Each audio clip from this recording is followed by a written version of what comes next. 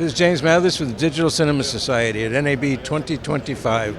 I'm here with Dedo Weigert. That's the Dedo from the famous Dedolights. And what kind of new products are you showing here? One of the older products that I'm showing is what I call the PB70, parallel beam, 70 centimeters diameter. It still is a very special light because it's the only light on the planet that gives you the illusion of sunlight from very far away. Why? Because amazingly the light does not come from the lighting instrument, but from a virtual light source 60 feet behind the light. That means everybody who's ever heard of filmmaking or photography knows about the square law. When you look at the instrument here, it appears that we're negating or not, the square law is not valid anymore. To give you an example, at 5 meter distance, I have 112,000 lux. You can translate that into foot candle by dividing by 11. Okay, so at 10 meter, we should have a quarter of that, like 23,000. And instead of it, we have 68,000. Yeah? How come? Because it all relates to the virtual light source 60 feet behind the light. And that's the only light that can do this. In other words, for actors, movement, it's not as bad. When you then elongate it going through a reflector and back, you have even more of that effect. And it has a wide reach, and he can show later on that we're now lighting at the end of the hall. Yeah? Now,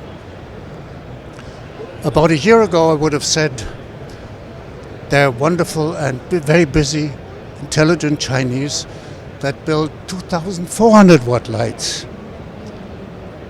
where we have still 3 times the output. Now, you will see a wonderful 5,000 watt light that at 5 meters has a similar output, but once you go on, it's subject, slave of the square law. So, if you want to have infinity lighting, if you want to have the illusion of sunlight, for drama productions, several people who've used it in their dramas wouldn't do without. Then there was a film by this strange name, Heute van Hoytema. He did a film called Ad Astra, and his gaffer Adam Chambers. He tested all the lights to give him the illusion of sunlight from a far distance. Arri 18K, mole beam, Xenotech, everything. That's the only one that does it. So that looks like an HMI? It's an HMI, but it's a very special HMI because for many years, HMIs, you unpack them, Osram, Philips, General Electric, they were all different. And now I have very high color values and, amazingly enough, among those also, a very dominant red. How come? It's a daylight fixture. Yeah? So it's perfect color, and it maintains the color throughout a very long lifetime. If you let it run continuously, which nobody ever would do, yeah? But after 300 hours, the output goes a little bit down, but the color stays. After 500 hours, the color is still there. After 700 hours, it's still there. In normal life, this would never happen because people kill it by igniting very often. And everybody these days is accustomed to LEDs, push the button, and it's on. Yeah? Does it need the hard point source of an HMI to make this work? This can be done is the optics for our zooms, for our parallel beam intensifiers, only work with a very small light source. And a monocolor LED, 80 watt, has 24 chips. bicolor has 48. But it gets wider and wider. An RGB ACL light, you can imagine, has a light source like this. And optics are not functional anymore. They function, but it's not the same. Yeah? And so this is for the people that need to go into virtual production studios, where we can synchronize the multicolor lights to the events on the screen. And you have a color picker, can take one point or one area, synchronize it to one light or a whole group of lights, so that the action area can be identical in color and all the changes that are shown on the screen. But then, if you shoot the Sahara or the beach of Rio, maybe you want a little bit of sun, and that's what we can do. For the smaller productions, we have to move around the corner. This again is an HMI light, and because we have a very small light source, only 6 millimeter distance, we have a focus range of 1 to 20, which is enhanced by 3 movements of the optics. 1, 2, 3, but you still have one button only in the back. So this light also was recognized by the Oscar committee several years back, and it has a focus range of 1 to 20 that no other light has, except the very first Dedolight.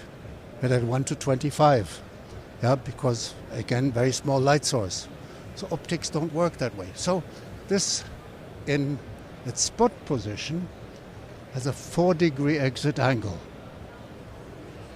Now we put this little piece of cooking pot in front, and it's an optical device, and again we have 4 degree. So what the hell?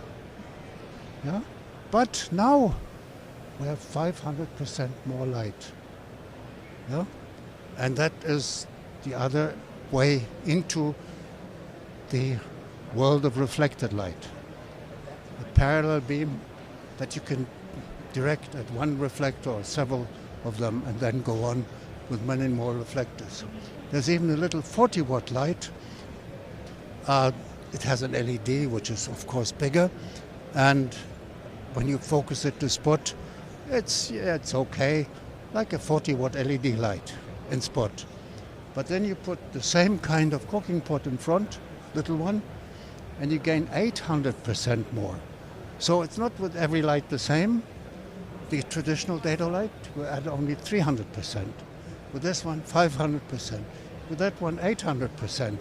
So if anybody believes in the word ecology or green tech, to light with a 40-watt light, 4 reflectors, with one E-flect for the background, and another 3 reflectors for key light, fill light, backlight.